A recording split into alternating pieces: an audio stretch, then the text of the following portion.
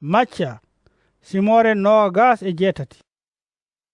Nden yehi ha nyalawma foftere o ɓenni sanga wendogo nyande hoore yontere Mariama Magdala e Mariama goɗɗo o jehi ƴewtoyaade yanande nde tan leydi yerɓi no feewi. Malayika jomiraɗo telli dow asaman regni hayre nde fawi ɗum bange jooɗi heen. O wayno kono majje ni kadi comci makko ina danwuno tal no ɓira ɗam ni. Gardeji ɗi ngoni e siññude kulol paɗɗi mbayno mayɓe ni. Malayika o ƴetti konngol wi rewɓe ɓe, onon woto kule, mboɗo anndi jiilotoɗon ko Yeesu peŋanoɗo o ala ɗo, o wurti hoɗo no wiruno ni.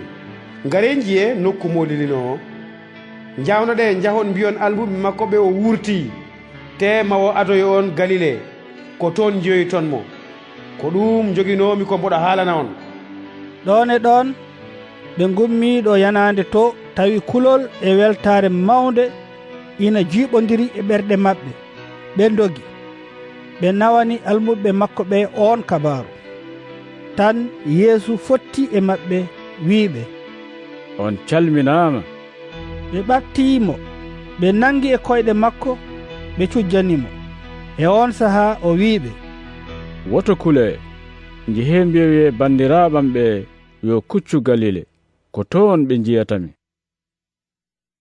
Nde rewɓe ɓe ngoni e laawol nde, huunde e soldateɓe renannoɓe yanande ɓe hooti wuro habri ardiɓe yettinoɓe sadak ɓe ko kewno ko fof.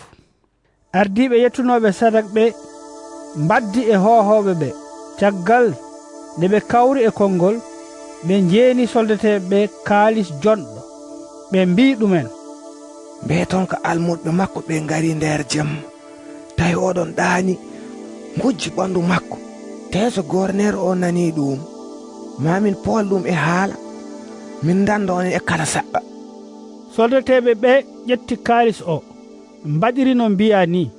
Hono noon on kabaru sari e Yahuda en ha e o nyalawma. Almuɓe 12 ɓe jehi Galile to hayre nde Yeesu wino ɗumen nde. Nden ɓe jiimo ɓe cujjanimo, kono hunde e maɓɓe ina sikkitino. O ɓatti o wiiɓe, mi rokkama kala bawɗe dow asaman e dow leydi. Nden noon caroɗe e aduna he mbatton leƴƴi ɗi fof no potiri almuɓam, baptiseɓe e dow inde Baaba o, Ɓiɗɗo o e Ruuhu Ceniɗo o.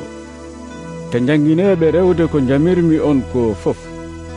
Kadi gande moɗo wondi e mon ñande fof ha aduna gasa.